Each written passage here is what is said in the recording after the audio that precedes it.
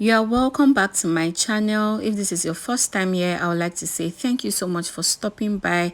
Kindly do well to hit the subscribe button if you enjoy watching this video. So in today's episode of Pastry Made Easy with Queen Ola, we are going to be making spring roll again. All right, and I'm making this spring roll because this is a bulk quantity spring roll. This spring roll literally gave me about 66 pieces of spring roll. All right, so let's dive right into the video. So the first ingredient you need is your cabbage, and then your shredded carrots, and then you also need ginger and garlic, and you need your onions, your green pepper, you also need your dark soy sauce, your curry, and your thyme. All right, and you also need some Maggi, that's your bouillon cube, your salt for sweetening, and you'll be needing your pepper, okay, depending on how you want your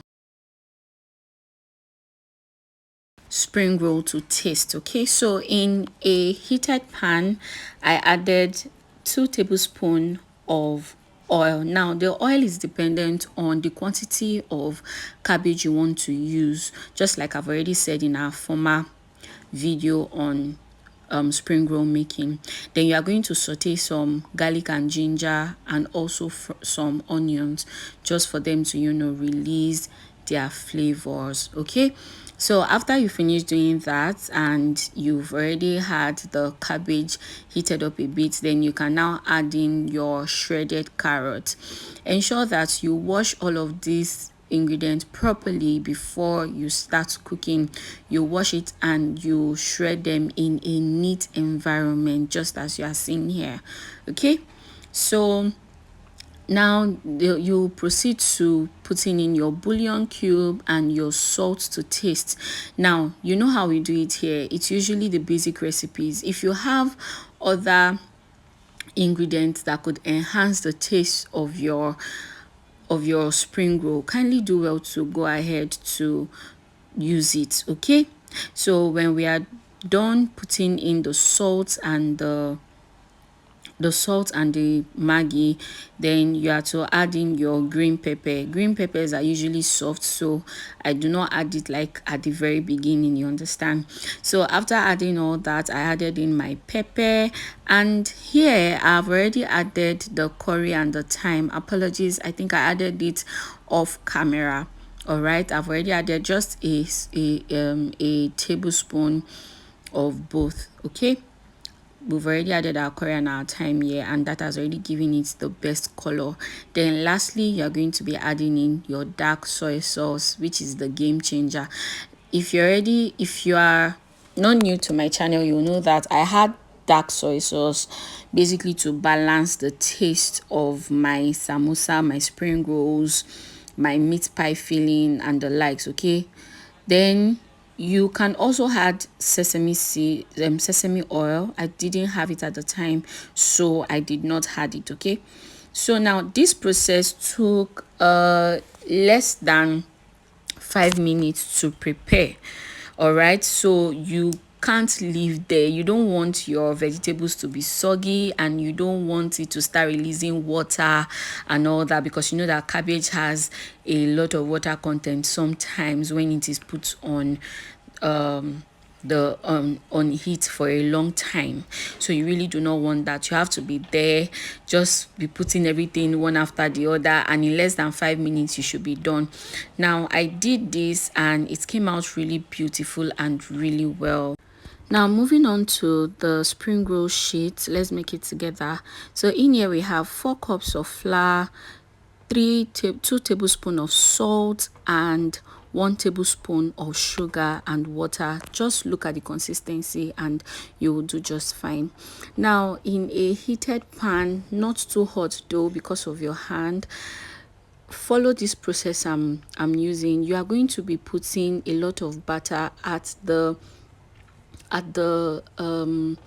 upside of your fingers. Okay, you are not putting it at your palm side, at the upside of your finger, so that your hand will not get burnt. I'm using the paste method. I'm not using the watery method now.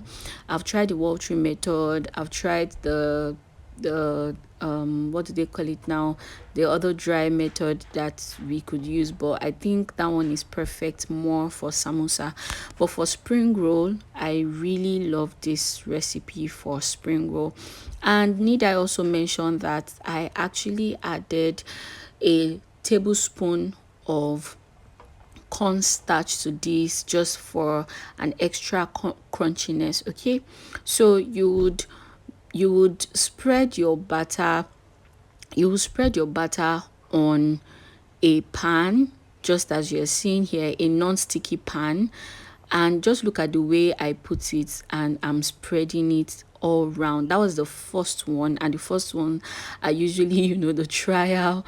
The first ones are usually the ones we use to test the pan. All right, I didn't add oil to this. That is why I said you need a non-sticky pan, because it is supposed to just come out like that without you adding oil.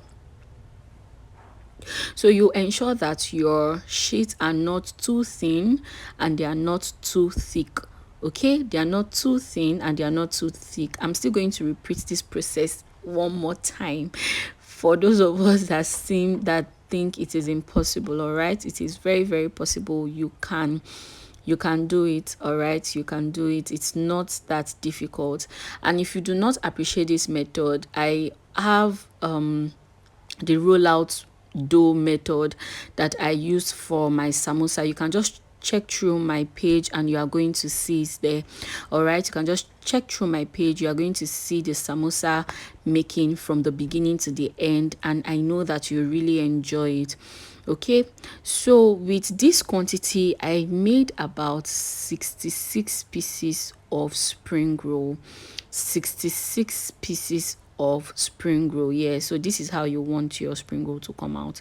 So we made about 66 pieces in total of spring roll with just this. You can see the end result. You can see there's no water content in the cabbage. You allow it to cool down first before you start adding into the sheet. Please allow it to cool down a bit before you start adding into the sheet. And we have come to the end of this video.